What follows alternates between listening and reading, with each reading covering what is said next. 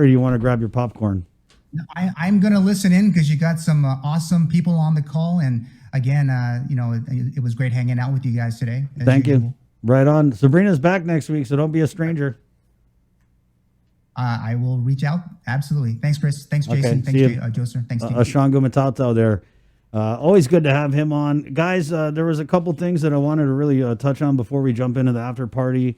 One of them is this magistrates that we wanted to kind of read out. And this is the charging documents for murder suspect Donovan Allen Chargaloff Ornelas, who has been charged with murder as a first-degree felony with a special allegation of deadly weapon used in commission of a felony. Also charged with aggravated assault as a second-degree felony with a special allegation deadly weapon used in the commission of a felony. And so the declaration portion of this magistrates, we kind of talked about this yesterday. These are like the charging documents, and they take like the police interviews and any other type of information that they have to charge these individuals, and they put them in these documents. Man, there's some juicy stuff that happens in these magistrates, right? Like especially some of these like pullovers or stupid crime things. I mean, just reading some of these magis, you're like, huh? But this one, we'll just go ahead and read it out to you guys. And this declaration is from Jeremiah B. Luther, Assistant Attorney General.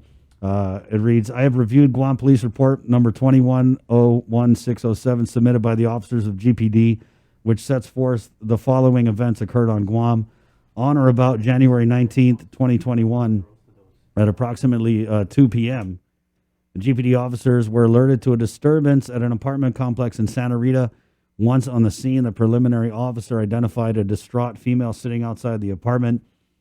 She was crying and told the officer that her husband was inside and that he was dead. Upon questioning, the female reported that the male was Andrew Ray Castro, the victim. She also reported that she had seen him alive and well earlier that morning when she left for work. The female reported that when she left the apartment, Andrew was in the presence of Donovan Allen Chargaloff Ornelas, the defendant, and did not appear to be in any distress. She reported that no other person was in the apartment except for Ornelas and Andrew when she left for work. Ornelas was located and questioned after being advised of his rights. He wrote a statement in which he describes using crystal methamphetamine while at Andrew's apartment. In his statement, he wrote that he felt compelled to kill Andrew because Andrew had placed his family in danger. Ornelas wrote that, quote, I had removed his head from his body. I used the knife that was given to me. I placed the head into a black plastic bag, end quote. Ornelas went on to describe driving to an area in the north of Guam and leaving the head in a burned car in the jungle. Based on the foregoing, there's probable cause to charge Donovan Allen Chargaloff Ornelas with, again, a murder and aggravated assault. So just some additional details from that very gruesome case. And I think on that note, we'll just kind of jump right into it with the after party. Guys, I know we're going to switch gears. There's a bunch of clips that I want to play here relative to kind of what people have been talking about all week with this hiring of former DOC guard Frankie Rosalin down at the port. We'll get to that. But first, let's get to this. I mean, a decapitation. The chief of police saying the word at the press conference. This is a gruesome, shocking murder. And it kind of got me thinking, guys, that, and I don't want to be cliche at all, but it kind of got me thinking, like, what's happening on our island? You know what I mean? For this, and then even other murders that happened in the pandemic. It just really got me down thinking about how Guam used to be, how it is now. How are you guys affected by the news of this murder? And we'll introduce our panel here. We'll start at the top. We have Natalie Kanata, who's very active on social media, very opinionated. And, I cruise my social media all the time. And so when I see people who post things or who take a stand on an issue or who generate engagement, I always make a note of it. So on that note, we asked Natalie to come on. And good morning, Natalie. Morning.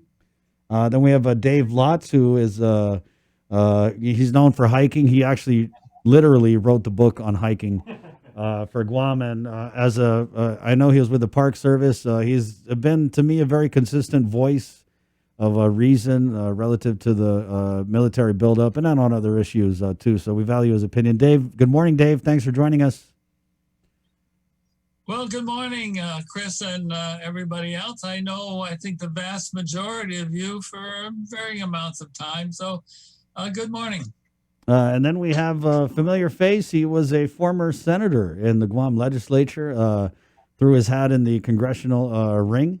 And well, that didn't work out. But we have former Senator Will. I mean, I don't want to say he lost. That was the most tactful way I could put that, actually. That was the most tactful way you could say that? Former Senator Will Castro.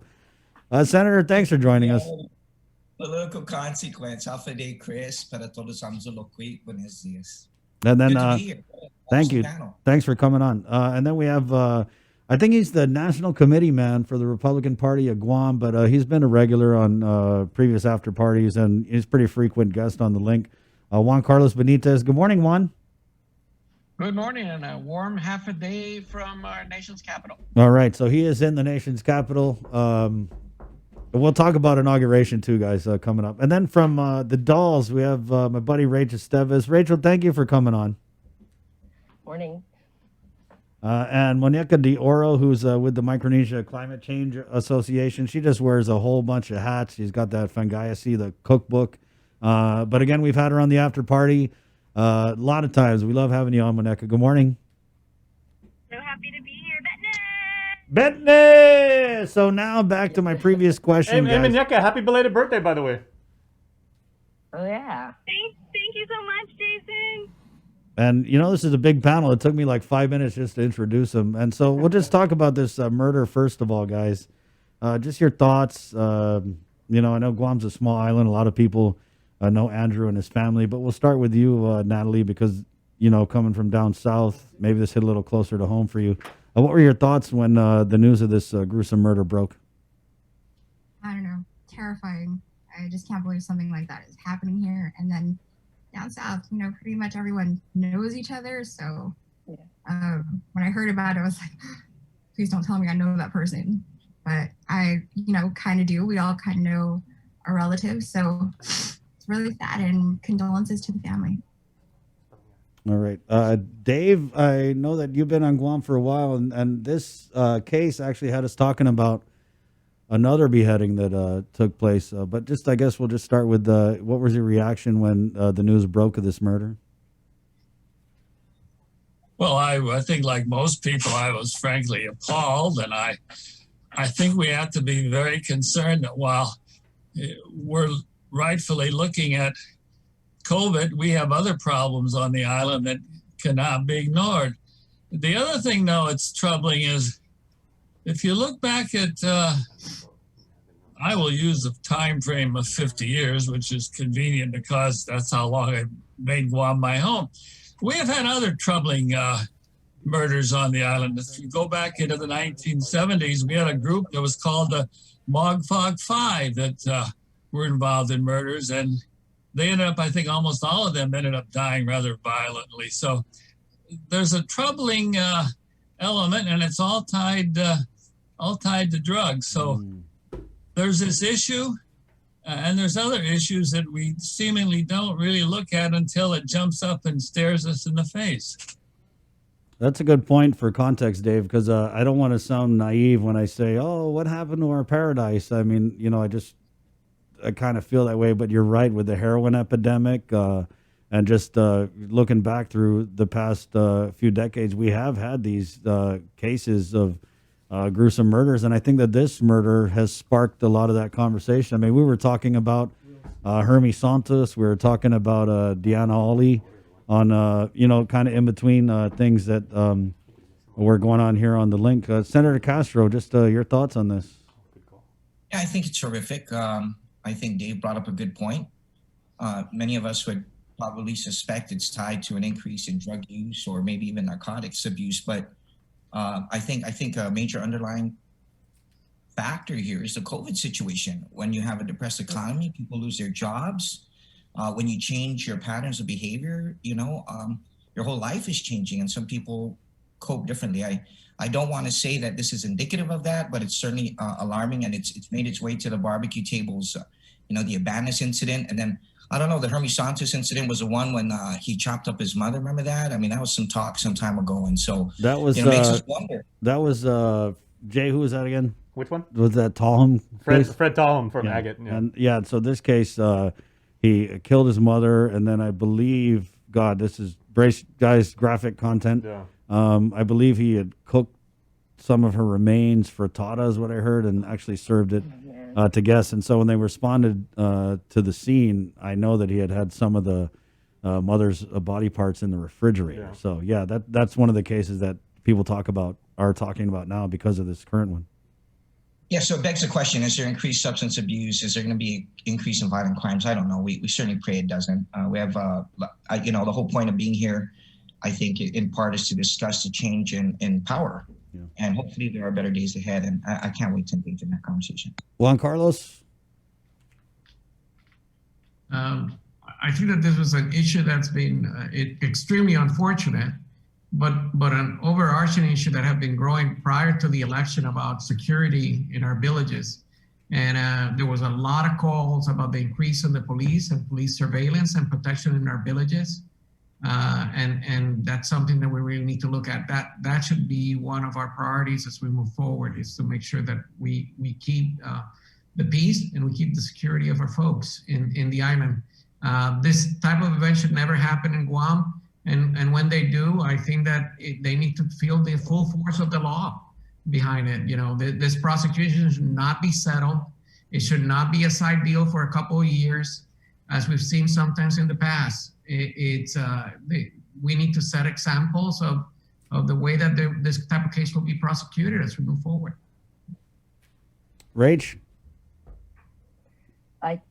What I just realized this morning was I don't know, he's from Malefler, right? The Castro brothers, they're a band of musicians, like a family of them, and I just realized that, and that's really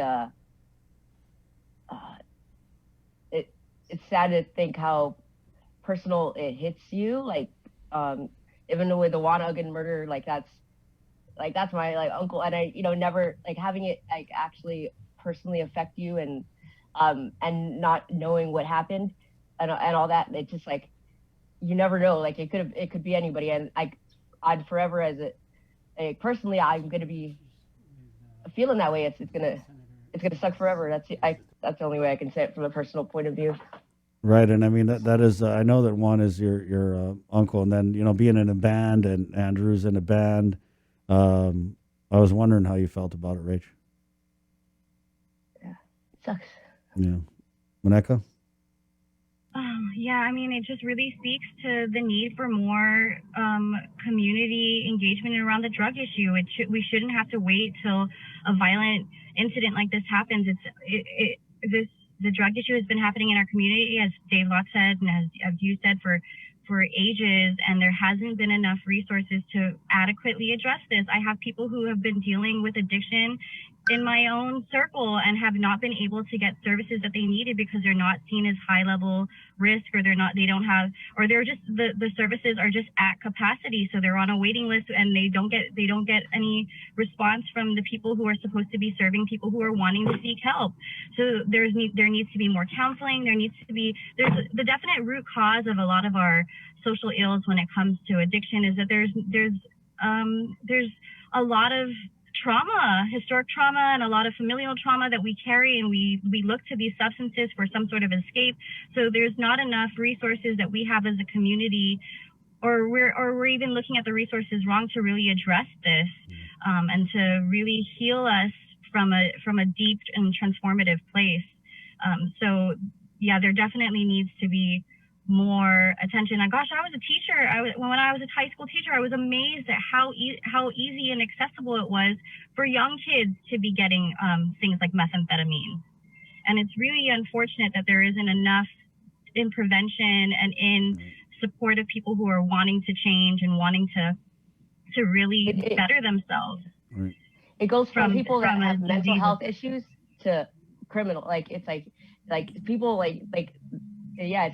with mental health issues, they're not getting the help they needed, and the long people to get help, they kind of veer over to the criminal side instead of getting their Right. like their addictions, their traumas, all that healed. Like, and that's how, like, they eventually cross the line. And that's where we're at now. Is we've got this perfect storm of low level people. I mean, street level people who are struggling with addiction, who are getting busted by GPD. People who aren't getting busted by GPD, who are living with addiction, who are smoking meth or abusing pills or whatever on a daily basis, but they haven't crossed that line where they enter in and they get arrested. They enter the system. I feel like we're making little incremental progress with the treatment and all that. I know that there's a women's treatment facility, but you're right. Behavioral health, DOC with the RSAT, what programs we do have are filled up fast. So I feel like it's a two-pronged approach. I definitely think that getting the treatment and the rehab, I mean, that's so crucial. But at the same time, I feel like we are also not doing enough to stop the big fish, the big drug dealers, the big amounts of meth that are coming in. And we all know how it's coming in. It's coming in through the post office. It's coming in through the port. So, well, I know we can all agree that we don't have enough on the rehab and the treatment facilities. What do you think we need to do better on the enforcement side? Well, can I add something before we go to the enforcement? It's I think we've been too reactionary instead of proactive to deal with this problem. And to me, part of it needs to be part of the curriculum at our Department of Education. We legalize the use of marijuana and good or bad, and I know that there's difference of opinions. It sort of gives the impression that some of the use of these drugs are okay. And I think we need to educate our children with the concern about addiction, and that you can be addicted to alcohol, you can be addicted to many other things. But how to identify and prevent that before we're dealing with somebody that's already so far down the line that the only way to address them is either incarceration or through some of this really, really hard rehab. So for me, we really need to look at education in that regards. There is a federal program, and I know that under Governor Cabo, we fought and tried to declare Guam and the Northern Mariana Islands a HIDA, a high-intensity drug trafficking area. I think Will Castro was involved in that effort. That would provide to our islands around $13 million a year just for education, just for helping putting the advertising, doing the messaging and programming, so people could understand the concerns and issues.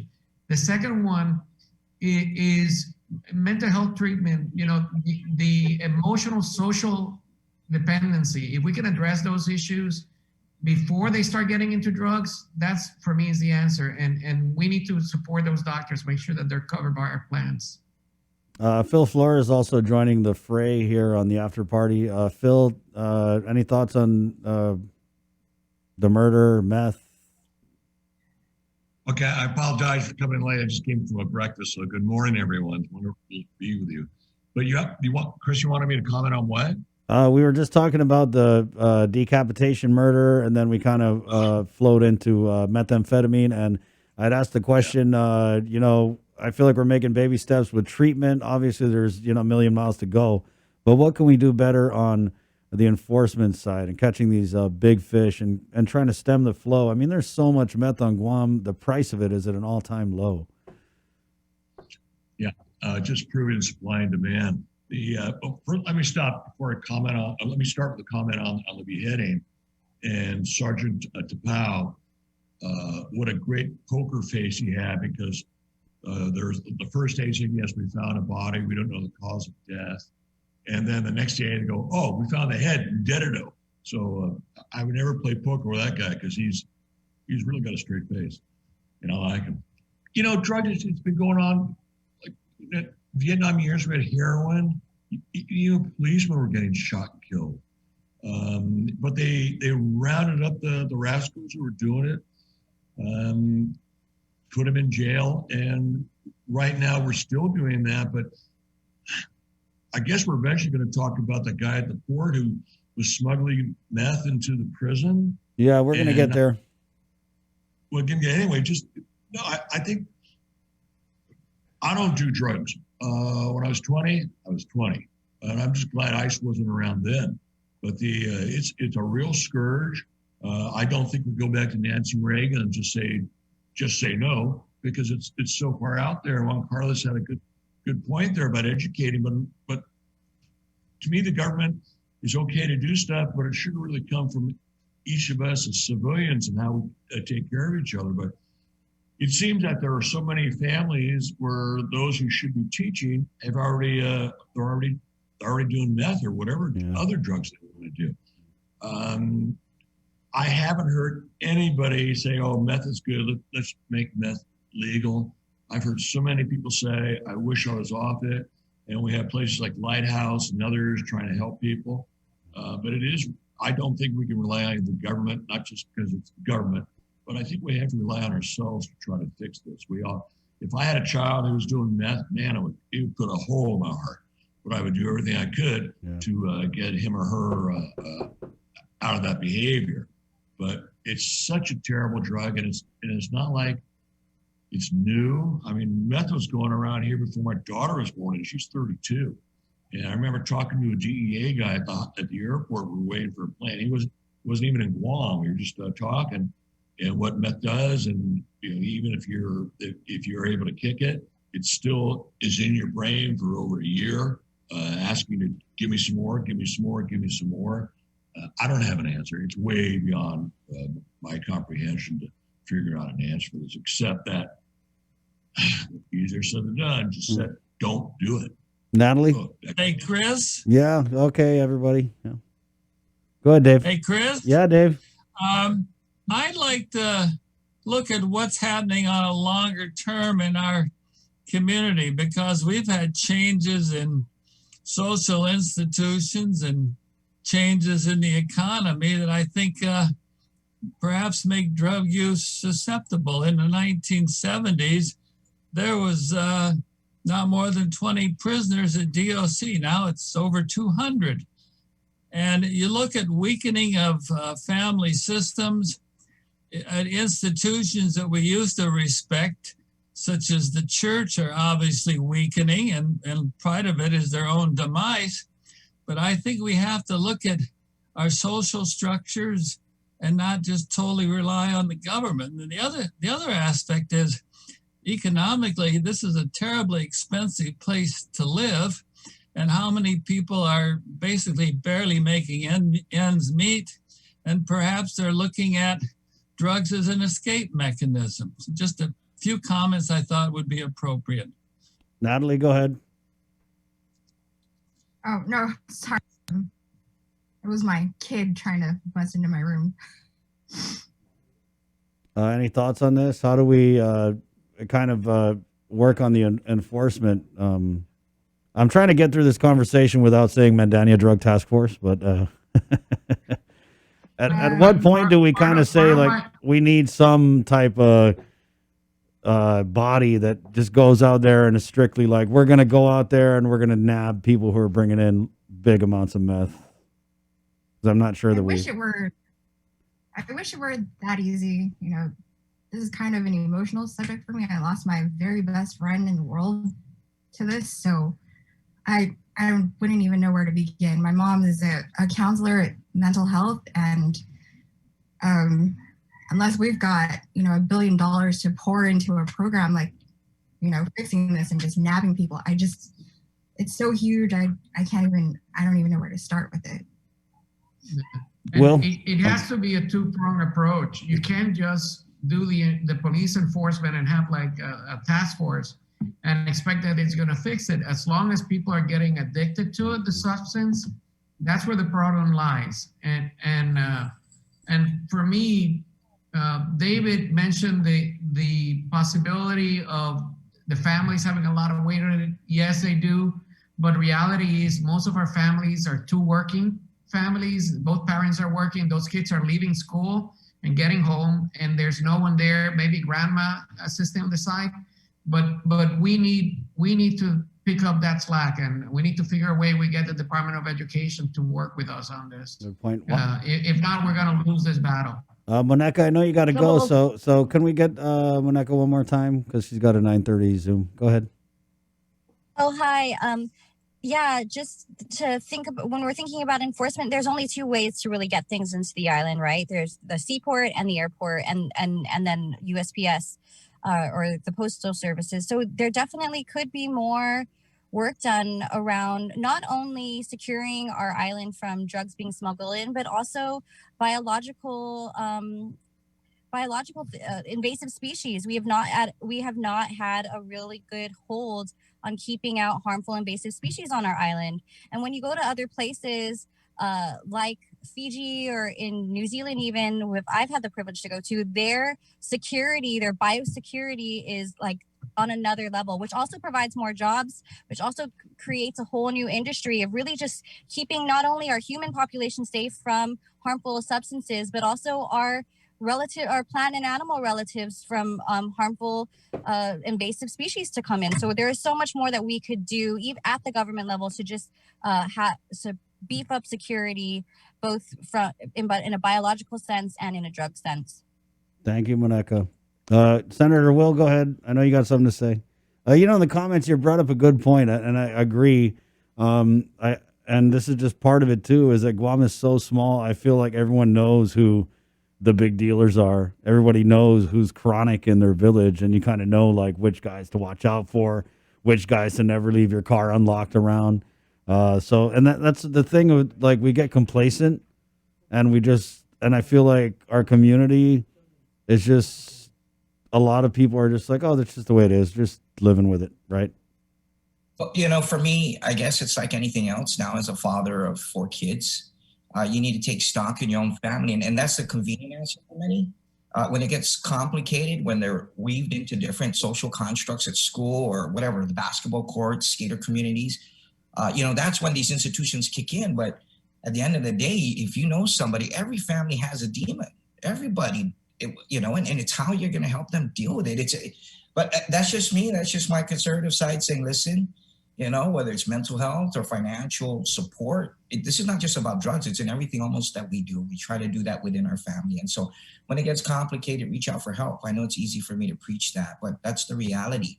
I think the Border Patrol, things that were mentioned in terms of importation of controlled substances, that's an important issue. But at the end of the day, if your kid rejects it, they're not going to touch the stuff. So there's a lot going on outside of your home that we can address as a community. And I can't wait to weigh in on that.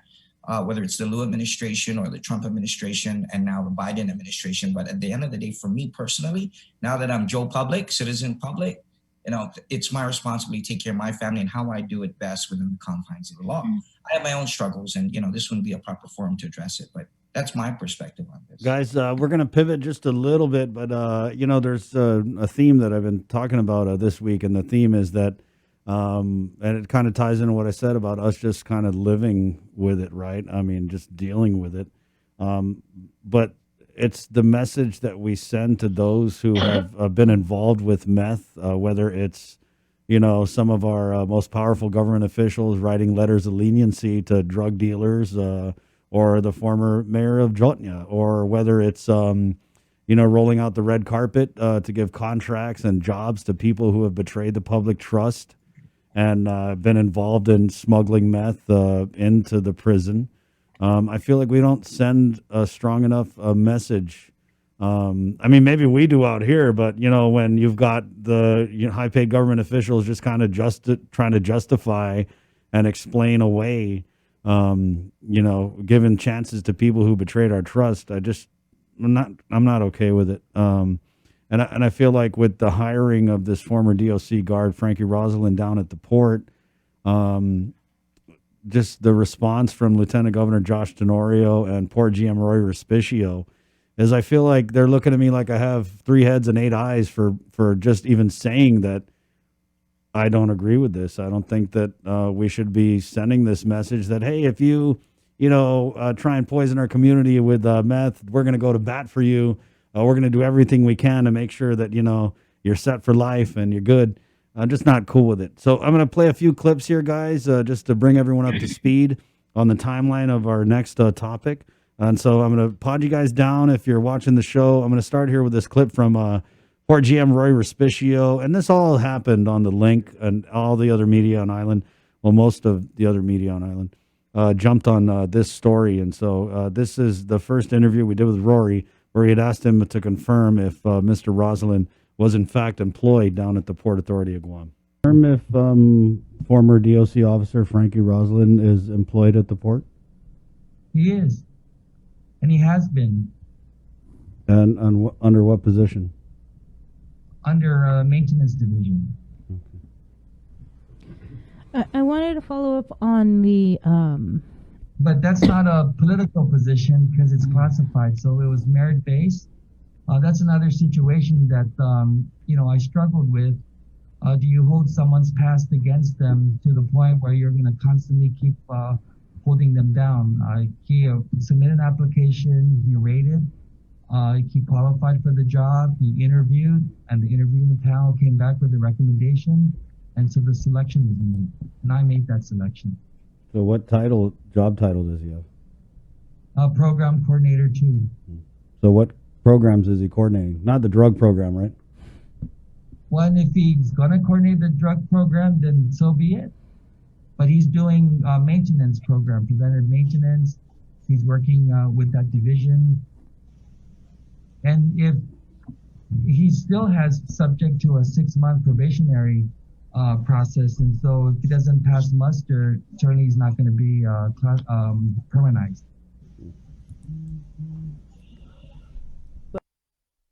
So that was Port GM Roy Respicio. And then a few days later, we were able to ask Lieutenant Governor Josh Tenorio about this. In case you didn't know, Mr. Rosalin has been dating the Lieutenant Governor's sister.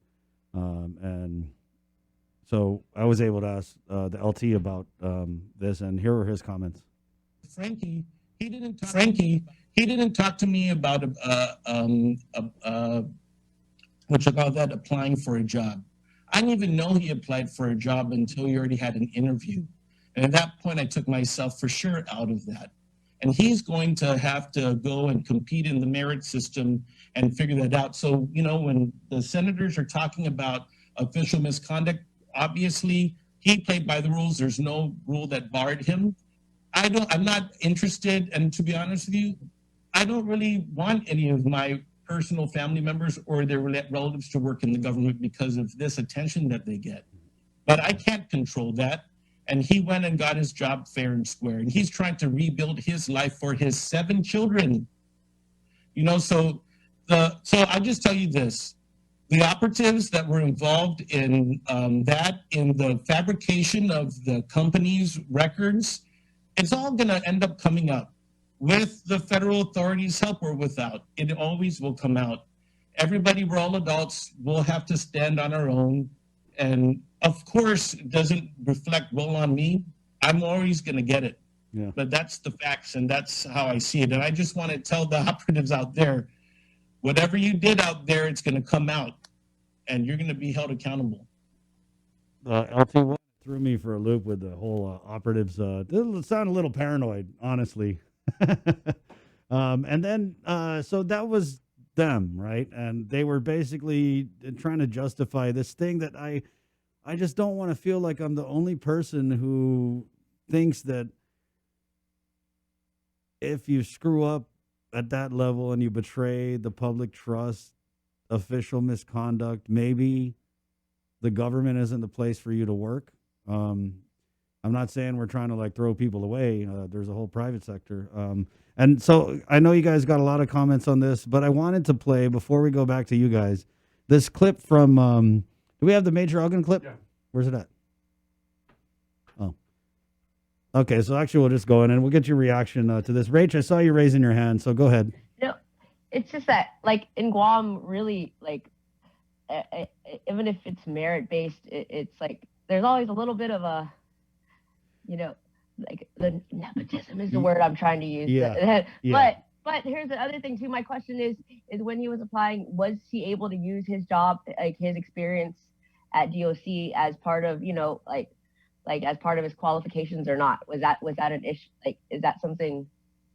Especially if you were terminated, but I didn't still, see if you were right. I didn't see his app, Rach, but it's interesting that you say that because I know that the Port GM Roy Respicio in another media, I think it was the Post, had brought up his law enforcement experience as like a bonus. Like, oh, given his law enforcement experience, like, bro, you read the paper, you watch the news, you know about his law enforcement experience. Let's just say it didn't end that well, you know? So that, like I said, with the response from Rory and from the lieutenant governor, it's just so bizarre to me that If his tone was a little different though, he might have been able, like you know, if he stopped before the operatives thing and he just kind of changed the tone a bit. Yeah. Because the truth is yeah, like it's a small island. We can only employ, you know, so like his tone, yeah, he could have handled it a little better, and we wouldn't be having this conversation. Natalie. I'd like to say that on behalf of the media, you are not operatives. This information came to the public through the media. So I think you guys are doing a fantastic job, and thank you for informing us about all of that. And the operative word I think here is merit-based, and I don't see the merit in any of that. You know, it's not like he was, you know, stealing reams of paper from the office. He was an officer of the law. He took an oath to protect the law, and then he was involved in, you know, something as unfortunate as a meth ring in DOC. But I don't see the merit in that, and it's upsetting because there are thousands of other people who are probably 10 times more qualified for a position like that, or any position in the government, Guam, and I don't see them creating a position for them. Right. Go ahead, Phil. Please. Natalie, first, I'm sorry that you lost your friend for the drugs. But I agree with 100%. This is a guy who was like the law enforcement that Rory said. That's just so stupid, Rory. But this is a guy who was smuggling drugs, the worst drug of our island, into the prison. And it brings the question, where does he get those drugs? He's involved in some type of web that imports, provides, distributes meth. And he has one of our companies is Bank Pacific.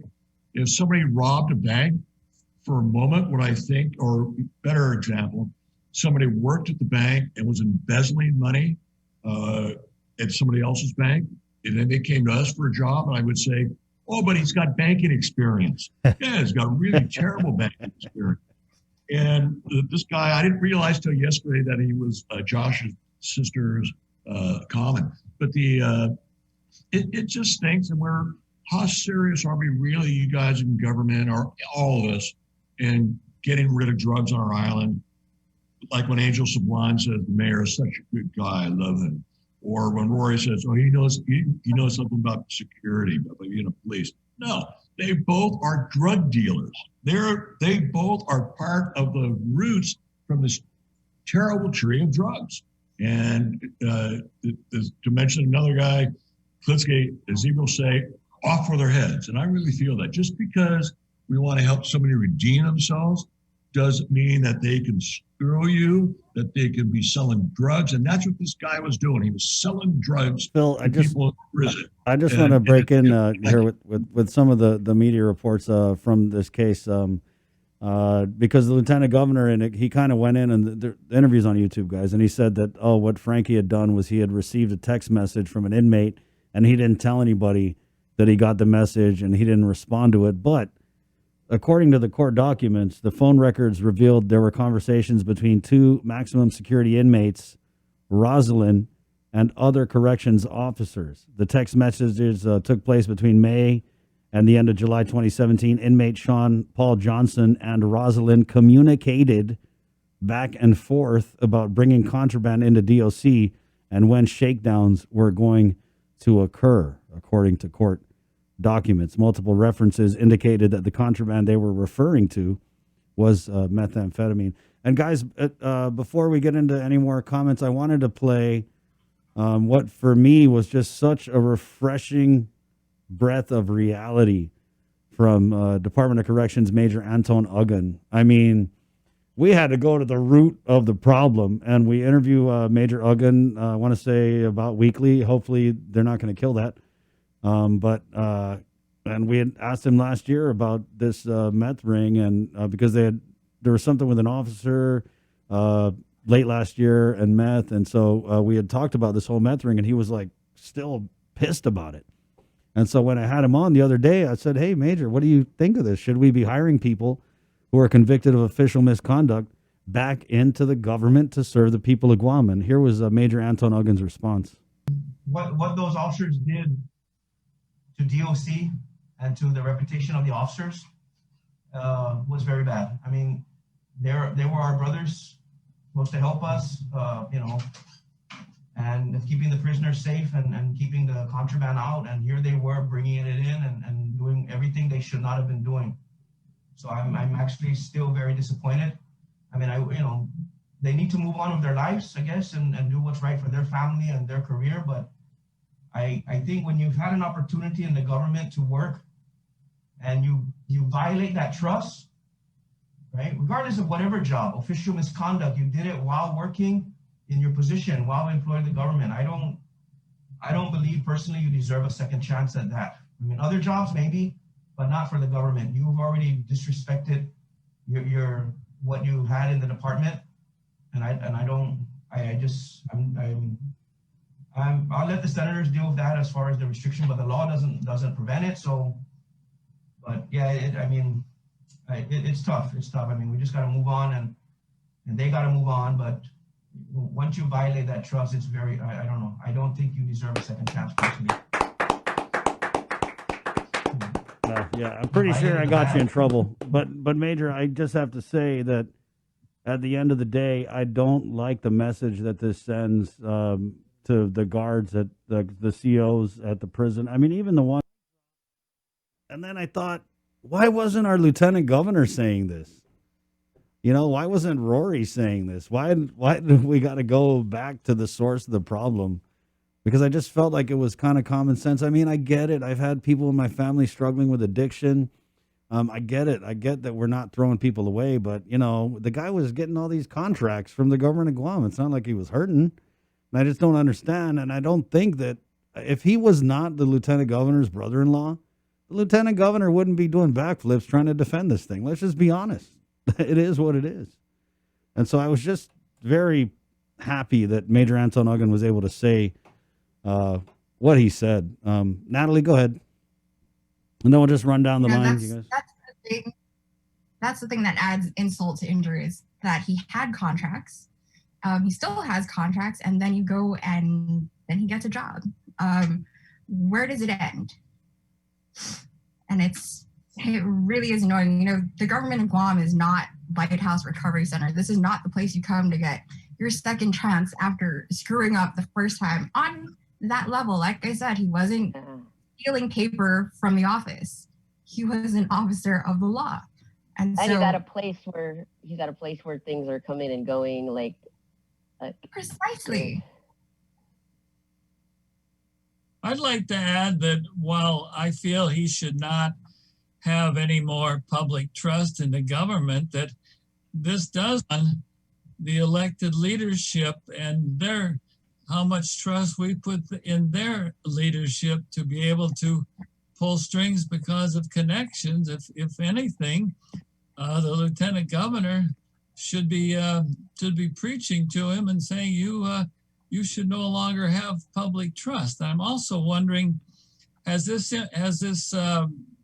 individual, has he basically told everything he knows about the narcotic community so that he can perhaps work for the government and look forward to another element of livelihood in his life? Will? Yeah, thanks. You know, I can agree with Major Uggen that perhaps this individual shouldn't be given the privilege to serve in a similar capacity. But, you know, I want to remind everyone that it was Eddie Calvo who also was promoting a second chance initiative. Not to say that it applies blanketly across all forms of convictions, right? He was talking about those who were not found guilty of sex crimes and murder, domestic violence, aggravated assault. I could see how contextualizing this as being the NYAO or having government contracts, which I was not aware of, can kind of leave a bad taste in our mouth, and questions of nepotism come up or favorable consideration. But at the end of the day, if you just step away, I'm not trying to defend this guy. I'm just saying, listen, was it an egregious act? Official misconduct has a broad range. And until you played those recordings, and I wasn't familiar with the exact role that he played, but is he in a similar position to enable that kind of activity? Has he been drug tested? Does the law, the letter of the law, forbid it? Just let me remind everybody, this is a struggle we go through, and this is good for public discourse. Thank you. Because last term, we were debating whether or not you should even ask somebody of a criminal record, right? Until they were ready to be employed, right? Even last term, we were asking ourselves, is it right to challenge an employment practice after the fact, given certain circumstances? So this is downrange. This is stuff we can discuss on a public policy level. But at the end of the day, did this person commit an egregious act? Is it consistent with the laws of Guam? And frankly, the previous panelists had a good point, had the best point, I thought. It comes down to the prerogative of the appointing authority, which is the governor, which is delegated in this case to the agency head. That's going to be the reckoning at the polls when it comes time. But for me, if that person was hired, the only basis that and I'm not a lawyer, you can challenge this, is did this person violate the law? That doesn't make it illegal. It certainly makes it distasteful, perhaps. In this, I would recommend, my position is firm, so I'm not dancing around this. I would hire an individual who is qualified, but never in a similar capacity to enable that kind of activity. I do believe in second chances. Governor Cabo put forward Lieutenant Governor, gubernatorial candidate Ray Tenorio, a law enforcement officer who is decades in that rank, was holding it forward as well, was giving people an opportunity, which is interesting because that's a liberal, more Democrat perspective than it is a hard right Republican one. But I can see the argument either way. So Senator Joanne Brown, to her credit, is finding an exception. She takes exception to this hiring practice. And so that's democracy. We're going to see how this unfolds now. Yeah. I just think also on another level, Senator Will, it's like you have a guy who's involved with bringing drugs into a venue, and then he's employed at a major port of entry. It just, to me, it is what it is. Phil? Unmute. Yeah. That official misconduct is such a general term, so neutral. Actually, what he did was, again, he's a drug dealer. He was smuggling in drugs, protecting himself by pretending to be a law officer, but he is a drug dealer. And my guess is, I don't know a lot of drug dealers. I may know them, I'm just not aware. But if you're a drug dealer, my guess is you were also a drug user. So he was giving these guys at the prison, smuggling it in. It wasn't for free. They were paying him money. So I don't want to talk to I don't want to call him an official misconduct guy. I want to just call him for what he is, a freaking meth drug dealer helping to destroy lives and parts of our island. Was the official misconduct a plea down? Did he plea down? Yeah, there was a deal. That's the thing. And then again, I just want to say, guys, that the official misconduct is a misdemeanor. I don't think that is even it. I feel like the prosecution on this case was just like, and I don't know if it's political because it was a Mandania bust, but the prosecution was just left much to be desired. That's putting it kindly. But they all got off with misdemeanors. Yeah, so how serious are we really trying to stop meth? And then we rehire these people. That's what I'm saying. Again, this guy is not an official misconduct guy. This guy is a drug dealer. So if you put it into perspective, if you're involved in any way in the use of illegal drugs, in the sale, growth, or manufacturing, you're banned from federal employment. So in a large number of positions, if you're involved in any crime that involves moral turpitude, you're banned from federal employment. And the question is, I understand having second chances, Senator Will Castro.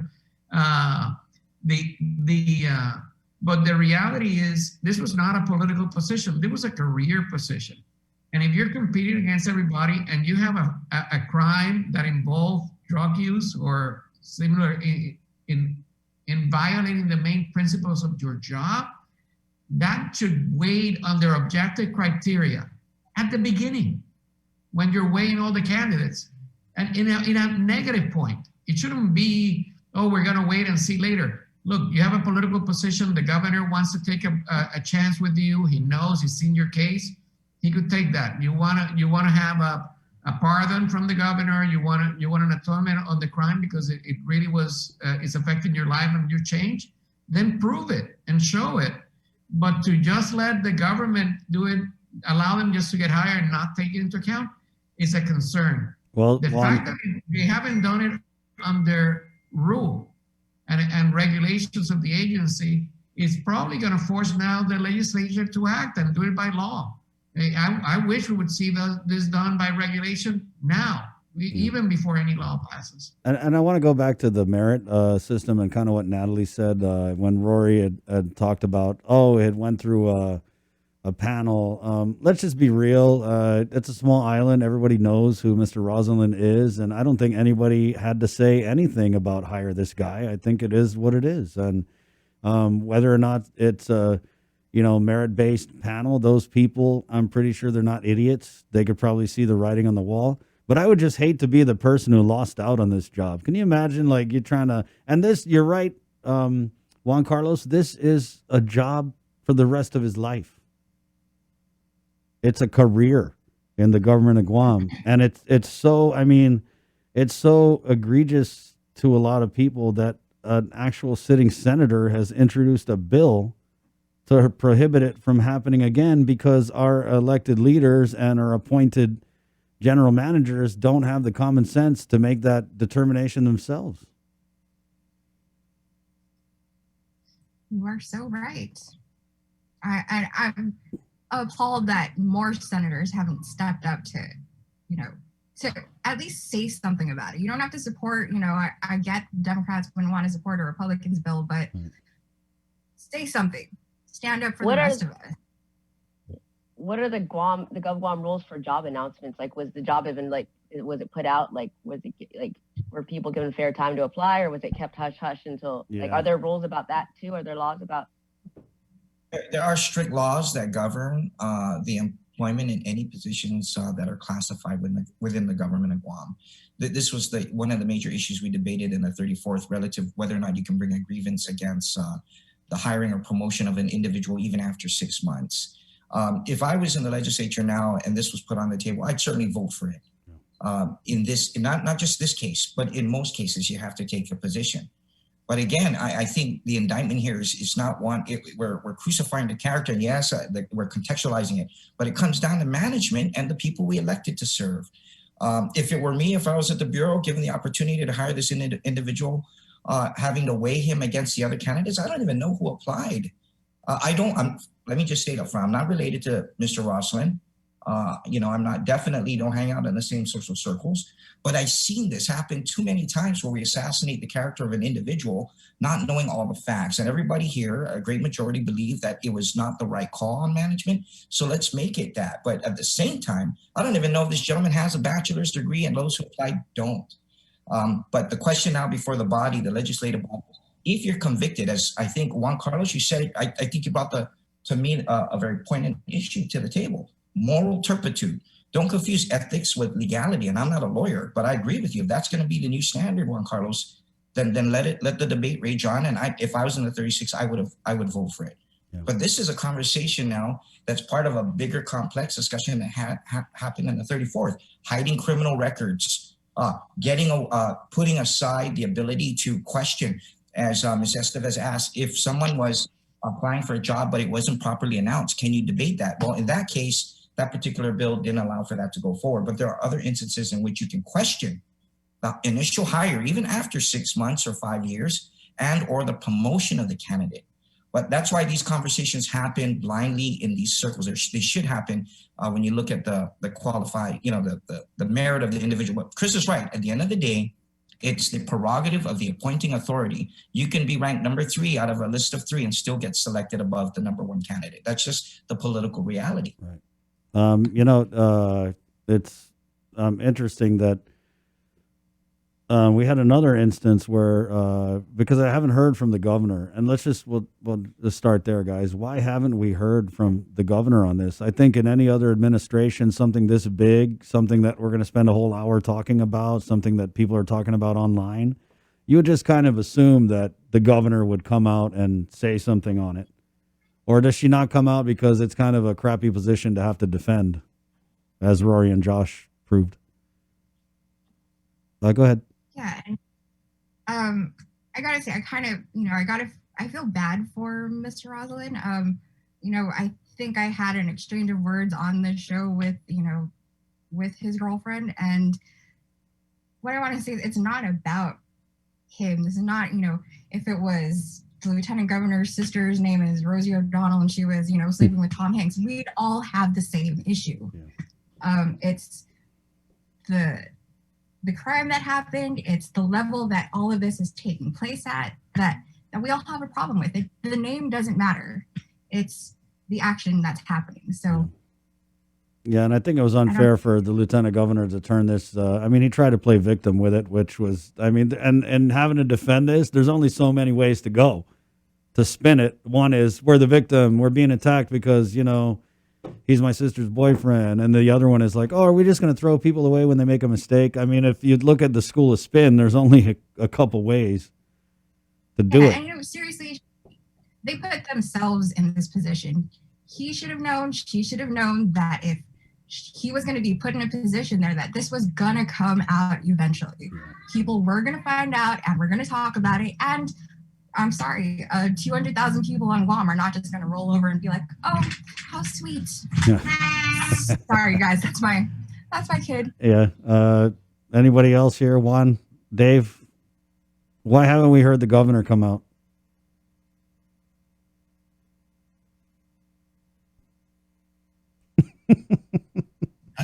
Has the media gone to ask her? We wanted to ask her at the COVID ceremony, but she was shuffled off. It's not like she's available all the time. There's no press conference. Yeah. I believe that my expectation is it's an issue that she probably is trying to get a lot more information on. And when she comes out, I'm sure she's going to come out with a decision by the administration. I would hope that it would be that they will take regulatory action to prevent this from ever happening again and be part of the recruitment process from now on, that you need to disclose, and that whoever is selecting needs to specifically know. There was an issue in the federal government before when they submitted the background for people to be ambassador and to be appointed to a lot of the positions. The FBI did a background check and they said you either pass or you didn't pass. And then we ended up realizing that a lot of people had a lot of little things that should never have gotten the appointments. So now the federal government changed that, and the cover sheet that you get for any federal appointment is the FBI background check highlights. And it specifically says, this is what this person has done. This is where we are. And the recruiting officer has to sign it. He needs to sign and say, I read this, and I still think that that person should get that job.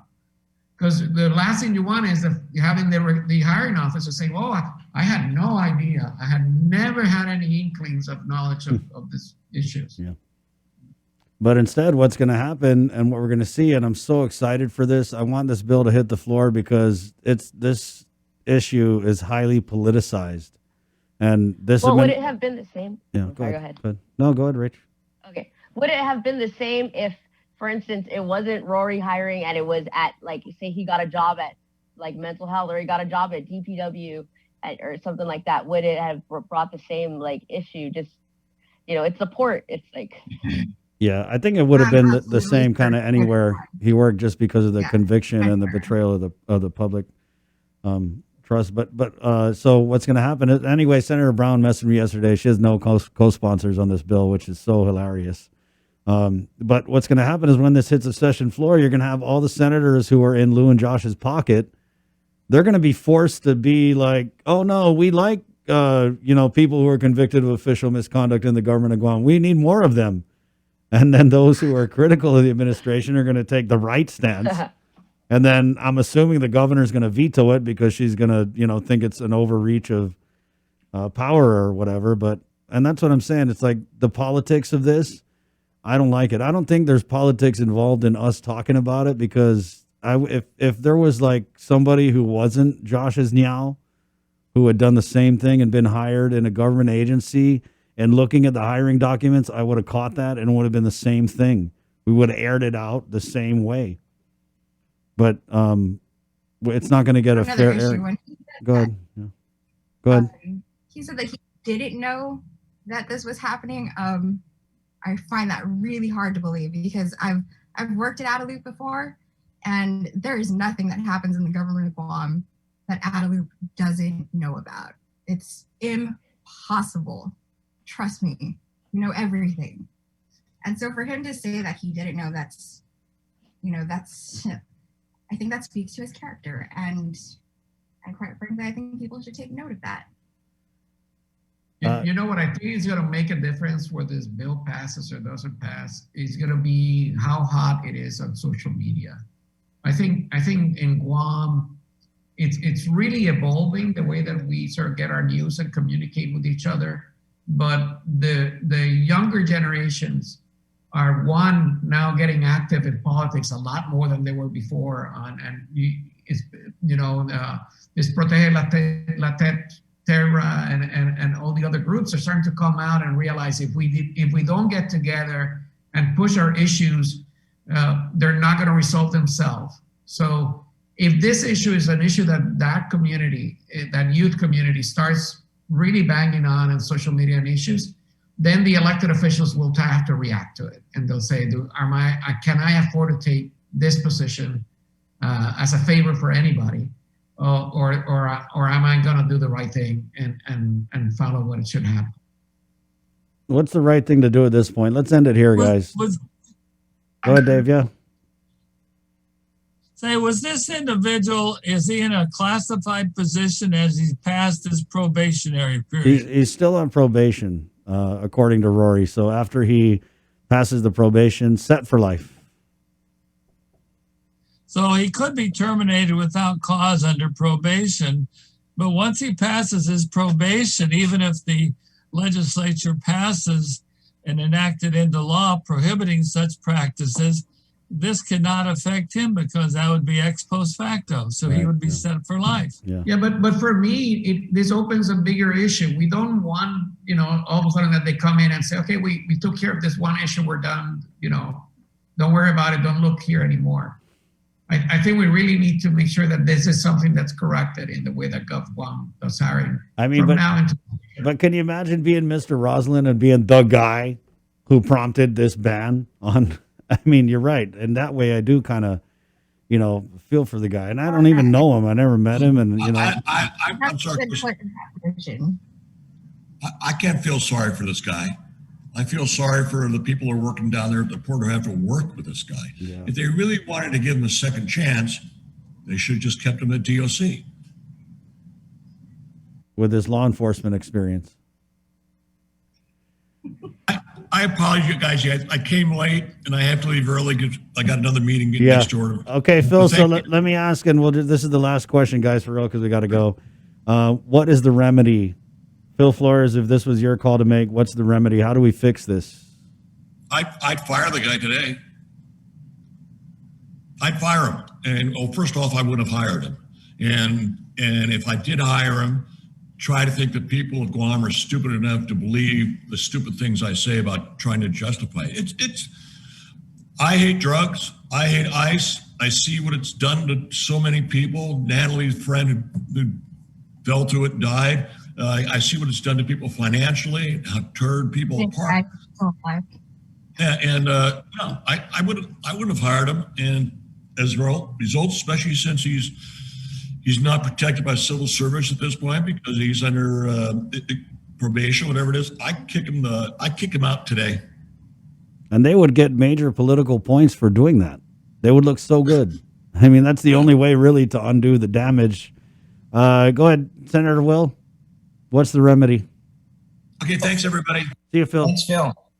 For me, if he had passed muster through the interview, the initial screening, He met all the legal requirements. I'd let it stand in terms of employment, but I wouldn't put him at the port. I'd transfer him, put him at the Bureau of Stats and Plans, and have him work on some other projects. That's what I would do. I wouldn't just outright terminate a gentleman or an individual because there's a lot of mounting public pressure on the perception. I agree with you on the perception, but I disagree with most of the panelists in terms of the merit of the appointment. So what I would do if I was in power in Guadeloupe, I would transfer him to a position that wouldn't call to question whether or not the fidelity of the program at the ports of entry would be compromised because of a related situation. That's what I would do. Right on. Next, what's the remedy, Rach?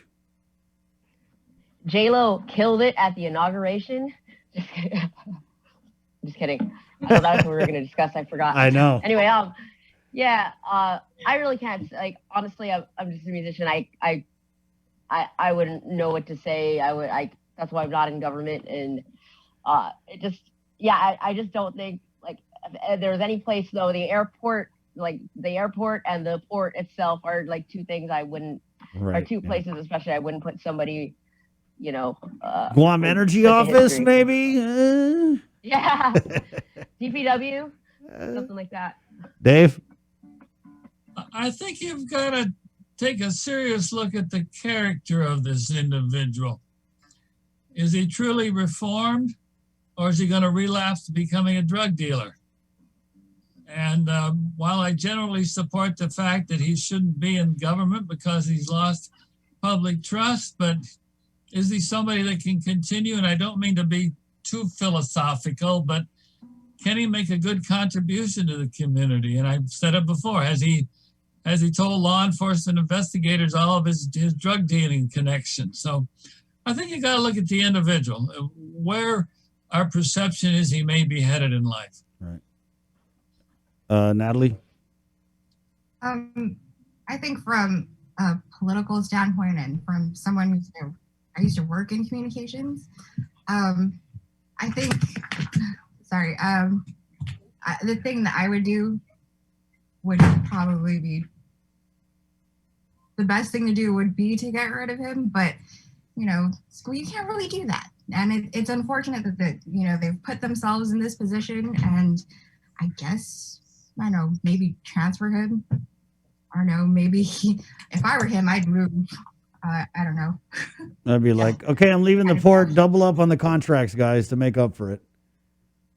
There you go. Dave, I really key in on what you said, Dave. And you're right. I feel like another thing for this would be, what if Mr. Rosalin himself came out and said, hey, this is my deal? Because reformed, I mean, this is the guy who was sentenced, and walking out of the courthouse, he was like, F Mandania, MFers. And to me, I'm pretty sure he has his reasons. But to me, that just, it's disrespectful to law enforcement, right? Because there's a lot of hardworking men and women who made up that task force. And I get it that you take it personal because you were busted by them. But if you want to talk reform, to me, those aren't the words of somebody who's been, and granted, it was, in the heat of the moment, maybe. But that could be another way out. I mean, I feel like there's definitely ways that they could, short of letting the guy go, right, which I don't think is going to happen, there are ways they could still kind of salvage this. But bottom line, guys, are people of Guam short-term memory? Short-term memory.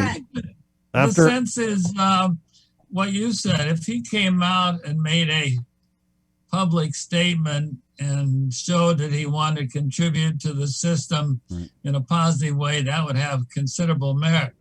Or is he going to go through the rest of his life and say, I beat this using the good old PARI system? We'll see. One of my friends just messaged, the right thing to do would be for Mr. Rosalin to resign. And I think that probably politically would be right. Yeah. But we'll see. It is what it is, guys. And that's like the excuse of the month. The year, Natalie. It's the excuse of the year. Like, because they probably pled down, like, there's probably like a lot of community service he didn't have to do.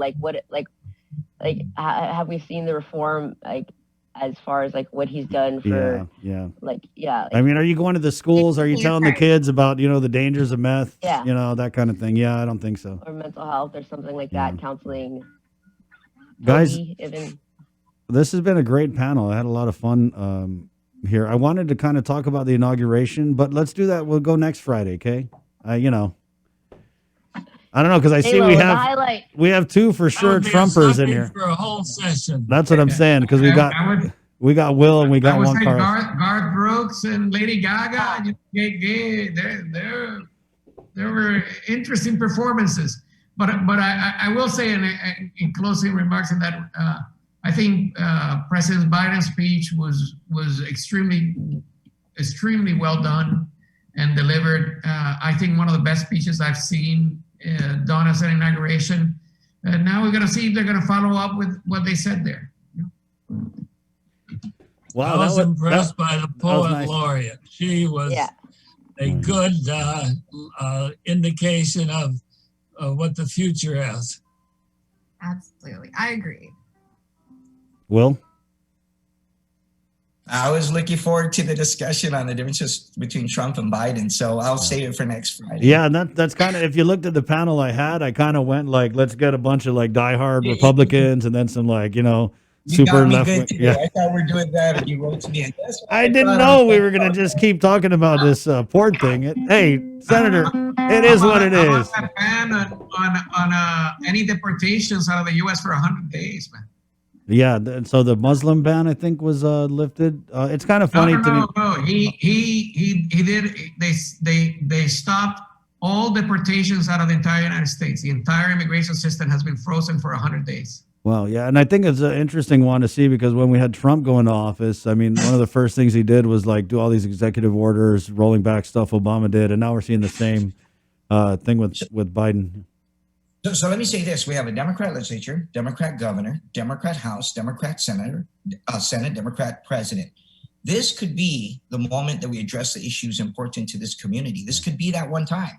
Political self-determination, border security, and the economy. I'd love to get into that because if they mess it up, it just might change the tide next election. And people like Natalie, I'm sure, are going to be very vocal about their opinion, and I look forward to that.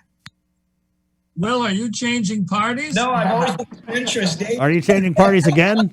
I have on both sides, so you Right. never know. Yeah. There was a tweet I saw, and it was like something like President Trump, where it was like Biden got Lady Gaga and J-Lo, and President Trump had Dean Cain and Kevin Sorbo. And I know Jason, as the biggest Kevin Sorbo fan, probably took offense to that. Well, what you got? You got Superman, and you got Kevin Sorbo was what? Hercules. Yeah. There. Anyway, I don't even know why I brought that up. I just thought it was funny. Hey man, we got Will Castro and Rachel Esteves. Man. Rach, can you play us out? It's interesting to see from my perspective in the Zoom room. Okay, I want to mention two things. Rach was doing apparently like scales. She was doing some like arpeggio thing.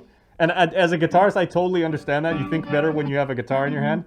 And I want to say, Senator Will's comments, you know, like those of you watching on the live stream, you couldn't see it, but he was adding context like in the Zoom chat. He has one very, very poignant chat here, and I think he's channeling the spirit of Al Pacino from Godfather 3. He's like, just when I thought I was out of public policy, they pull me back in. So well done, guys. Thank you, KUM. Thank you. Thank you, Senator. I'm available whenever you want. I'm sure you are, Juan. So we'll shoot for next Friday, guys. Dave, thank you. Oh yeah, there you go. Rach, play us out.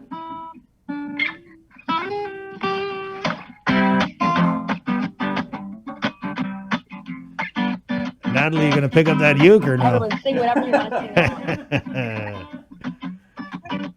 Happy Friday, everybody. Thank you, All Rach. right. There you go, Rach Esteves. Her day job is a musician, guys.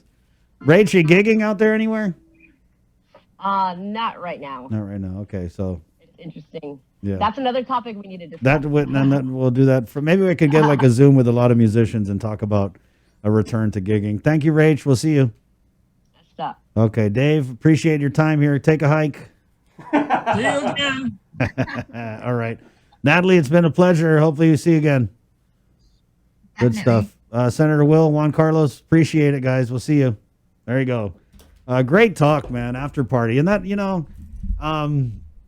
that's to me what it's all about. Is we got to talk about these things. And it's too much. Whether it's church abuse scandals or the drug epidemic on our island. So much of our culture is munga munga, never mind, and sometimes it's a lot for the media, I'm speaking for myself here, but I know my media colleagues, sometimes it's a lot to be the people who push these conversations, right? I mean, it comes with, sometimes there's damage, sometimes, there's attacks, sometimes there's, for hurt feelings. But at the end of the day, I feel like we got a job to do. And, I don't think that we're whacked out on this show or this station. I don't think that, we have an obvious agenda. I feel like it's kind of like what I said with Pertay Lategzin this morning. It's like we just spent the last 9-10 months just trying to keep each other alive. Some of us didn't make it. A lot of people got sick. More people got hurt, financially or whatever. But now it's back to the business of holding the government of Guam and our elected and appointed leaders accountable and calling for that transparency, which was hard to do during the height of a pandemic. But guess what? Now that we're kind of inching towards normalcy, if you will, this is our normal. And I'm just glad we're back to it, because so much of what our job of the media has been for the last 9-10 months is, like I said, functional information. Here's where you go to get tested. Here's where you go to get vaccinated. Here's what you got to fill out to get this thing. Here's what you got to do. And so I feel like during that time, a lot of stuff has been happening, like the hiring of Mr. Rosalin at the port. So I'm glad now that we freed up some of our plate to focus on things that are important to the people of Guam. I'm happy. Hey, good boys week, guys. Good boys. Well, I do. There is a little memo I do wish to pass along to you, Capitan, because if for any other reason that we have to go other than we're about like maybe 16 minutes over. Yeah. Chris, of course, for those of you who haven't been watching the show all morning, Chris brought his 3 youngest children into the office. They've been very, very well behaved. They've been in his office doing their thing. His youngest son, Chase, actually sent me like a little note and said, "Can you please tell my daddy that Channing cursed 5 times?" So if there's any reason why we got to get out of this show, then you got some daddy business to get to, my friend. Yeah, I've been threatening these guys. Like, I got my mouth washed out with the bar soap. How stiff of a punishment is for saying hell? If you curse in the Barnett household? I said hell. HE double matchsticks, and I got my mom the Irish Spring. Ooh. And let me tell you, like, these kids nowadays are so lucky that we just don't have the heart to do that kind of thing. And then there's the whole CPS. So yeah, I got to go regulate. Thanks for that, Jay. Sure. Okay. It's 10:18. Joe, sir, good job. Jason, good job. After party panel. That was a great after party. I love that. To our guys in Master Control. I'll tell you what, we still have to do Cover Me and One Micronesia, right? Oh my God. Are you okay? So we'll do that. We're going to leave you guys with a couple little sponsored pieces here. We'll do Cover Me, which is brought to you by Burger King. Guys, it's Chicken Fries Friday. I love BK Chicken Fries. This morning's Cover Me. This is a cool thing. So this song is Chalan